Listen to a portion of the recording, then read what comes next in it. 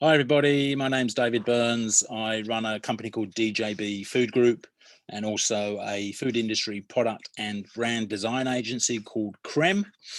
And what do? We work primarily with small to medium and startup food and beverage manufacturers and brands and help them with their growth strategy, primarily supplying into retail.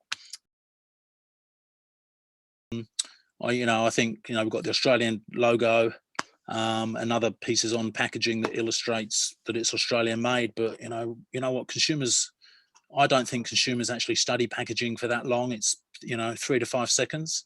So I think there needs to be some other bodies and some serious grunt power to help drive the awareness and benefits of shopping Australian.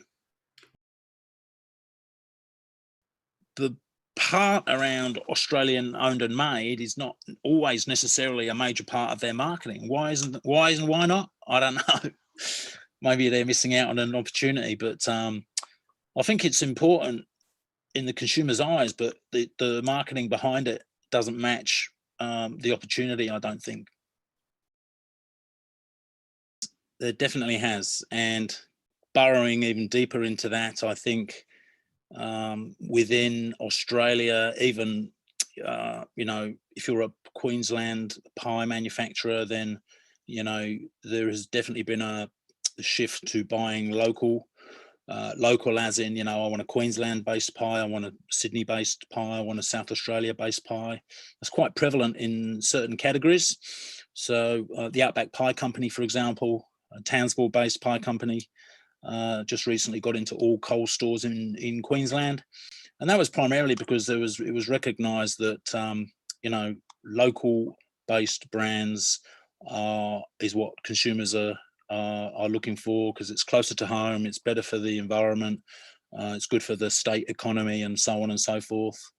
And if they're great products, then why would I want to buy another brand from another country or another state? So the answer is very much a resounding yes on that one, Grant. People are cooking more at home now. They're in the office less, as we know. Everyone wants to work sort of hybrid 50-50 at home, 50% in the workplace. And subsequently, that has changed how people shop and consume. From a buyer's perspective, I think they want to have the best range for their consumers.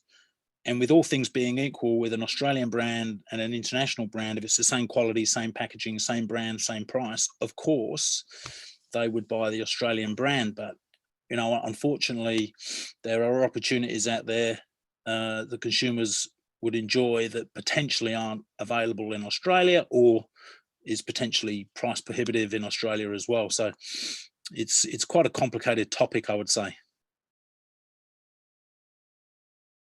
I think it's very much dependent on the service they receive, but obviously it's more time efficient. You don't need to go out to the supermarket. You don't need to put yourself at potential risk, etc. So I think it's always going to be in growth mode. It's got a long way to go, and let's see what happens. It is a lot more than a great product. The branding and the packaging obviously is very, very key, particularly in this health food movement now. So there's a very big appetite, and nothing ever changes. And the brands and manufacturers have to put their best foot forward, really understand where the gaps are in the market, and take those to the buyers to help them with their success. I think obviously it's no surprise the plant-based vegan movement has been enormous, and that continues to grow. If you look at the two big industries there, so meat and dairy, there's absolutely an alternative for almost everything in the grocery aisles now, including eggs. I think one of the opportunities within there, though, is sort of flavor profiling. So for me personally, a delicious juicy steak is significantly tastier than the plant-based version. So I do think there's a long way to go. And then also, the free from movement, so gluten-free, dairy-free, lactose-free, helping Australians with their intolerances, but also understanding that some of these ingredients we actually don't need in our system. So there's definitely a shift there. Meals and meal kits and meal components is a very, very big movement. Obviously, lots of people eating at home. Not everyone wants to cook from scratch, so that's been a really big mover. As has the pantry staples like quality pastas and sauces and innovation within the pantry as well. So they would be the big ones.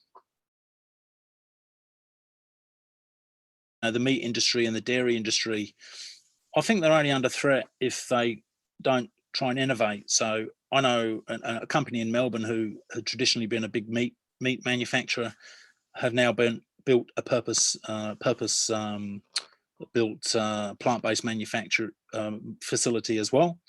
And I'd say the biggest industry that is really needs to innovate is the dairy industry. I mean, look at the amount of alternatives to dairy now, with the growth of functional milk, almond milk, soy milk, coconut milk, every milk you can shake a stick at.